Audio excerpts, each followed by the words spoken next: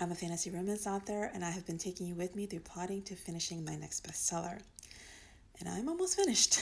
I am in Act 3. I am at the end of this tale. The breakup has happened. The reveal of who Ursula truly is has happened in this reverse flip fairy tale of The Little Mermaid. And I'm at the end. And typically for me, when I get the end, because I'm a romance writer as much as I'm a romance reader, I just want them to kiss and say, I love you, and happily ever after to commence.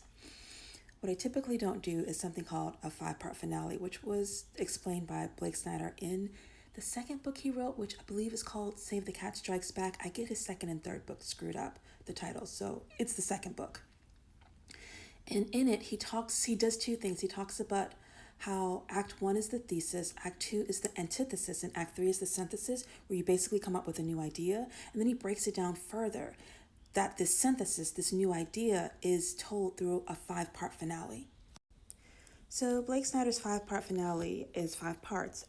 After you get into Act 3, and you have a moment where you collect yourself, you gather your team together before you storm the castle, metaphorically speaking. I think I'm actually going to have to storm a castle in this flipped retelling of The Little Mermaid, where Ursula is the heroine, because I've had the Dark Knight. She has revealed her true self, and I've broken the two, her and the prince, up. So I think they both are going to have to gather a team because they were with warring kingdoms. So I think they're going to have to gather their team. They're going to come up with a new plan. Have the High Tower surprise, which is the metaphor for going into the bad guy's lair. They're going to have to dig down deep because the plan isn't going to go as planned. And then they're going to have to execute a new plan that they're going to win, which leads us to the final image, which in a romance is the happily ever after. So I have ideas.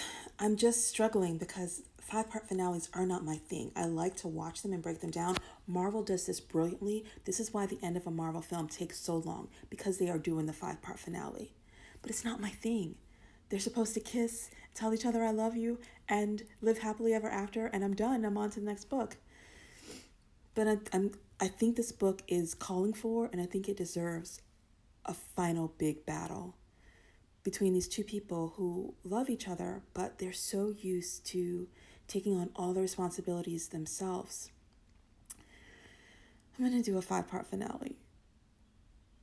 Yeah, I'm going to do it. So I'm doing it. I'll see you tomorrow.